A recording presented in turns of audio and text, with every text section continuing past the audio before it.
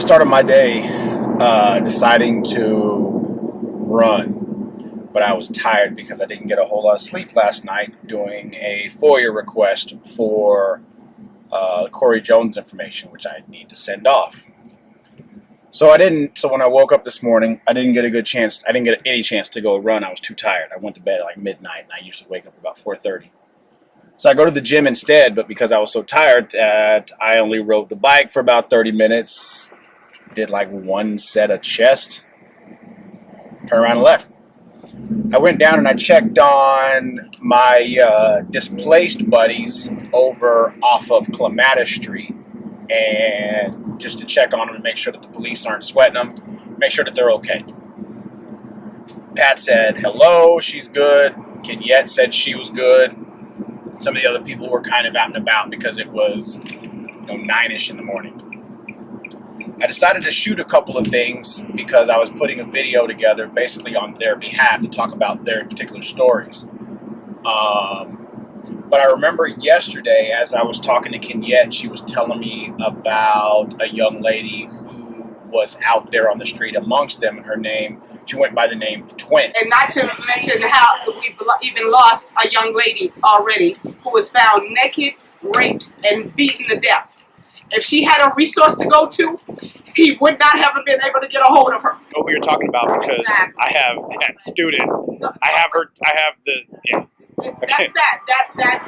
This is, again, I'm not normally an emotional person, but this thing is. Was she ordinarily out here with you as well? I never got an opportunity. God bless you. Thank you. I never got the opportunity to meet her, but just to hear it happened. Obviously, the first week that I was out here, right? Because here it is. I'm at the feedings that Reverend Al does at the waterfront. And then her cousin comes up and informs us of what just happened. And it just felt like a sledgehammer hit my head, the heart. But she was ordinarily out here with you. The ones that are more familiar to her know of her very well. Right. Says she was a sweet young lady. Right. And even if that's not even the point. The point is she was somebody's daughter. Right. She was somebody's sister. She is us. We are her. That's the problem. We're not seeing each other for the family that we are. Okay, now I have a connection to Twin. I've got a family member of hers in one of my classes. Okay, really good kid. He's got family stress issues or whatever, but he's a good kid. And as I was just driving through the area, I stepped out and started taking some video right behind this school. And I had a good general idea as far as where it was. I didn't know the specific spot. And as I'm out there, there was a lady who comes pulling up. I'm not going to say her name just in case somebody sees this and puts two and two together or whatever to say who it was. But anyway, this lady comes up, really, really nice lady.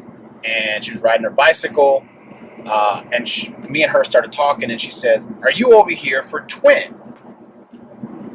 Threw me right off, because that was kind of why I was over there.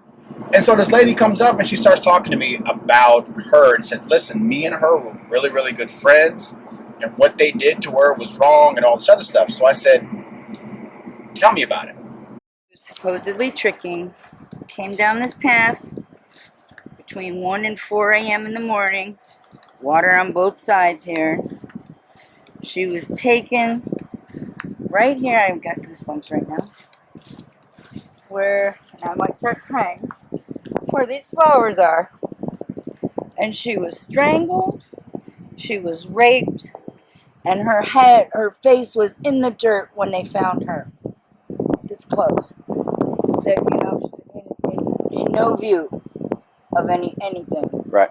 But when they found her, she was half naked, marks around her neck, and her face was so buried in the dirt right here that her nose was flattened. Right.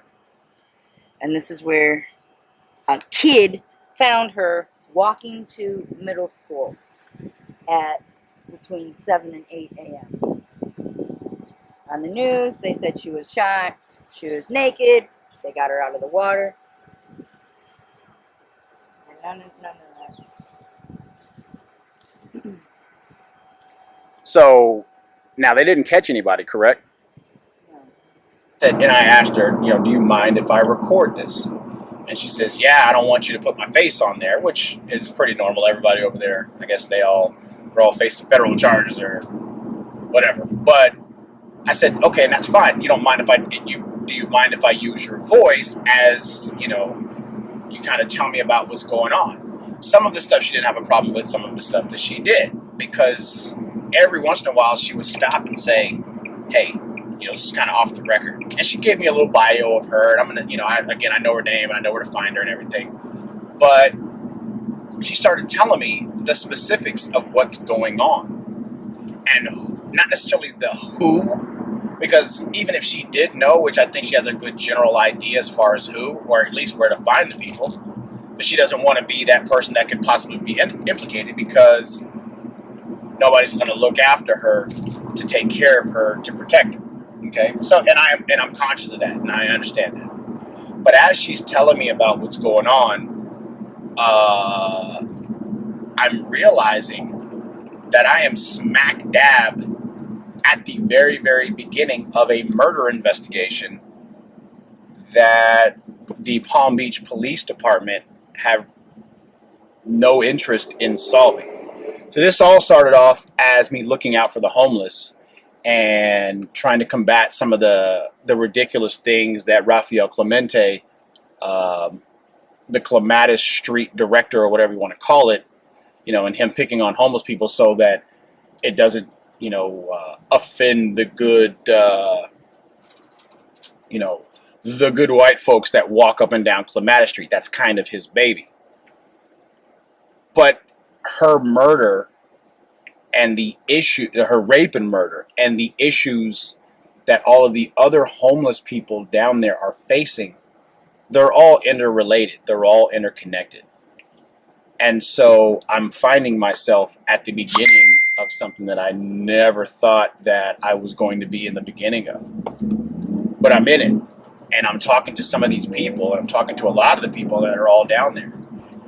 And so I think being what and who I am, not that I'm anybody special, but being an attorney, being a person who's trying to look out for the neighborhood and help some of these people, well, if I think that I would end up being kind of an ass and a self-promoting douchebag type person if I only look at one aspect of what's going on and not try to use whatever it is that I can do or use to try to help find out who in fact killed and raped Twin.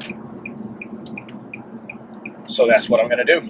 So I guess I don't know how often I'm going to do this in particular, but I guess I can honestly say that this is probably going to be the beginning of me trying to figure out who in fact killed Twin.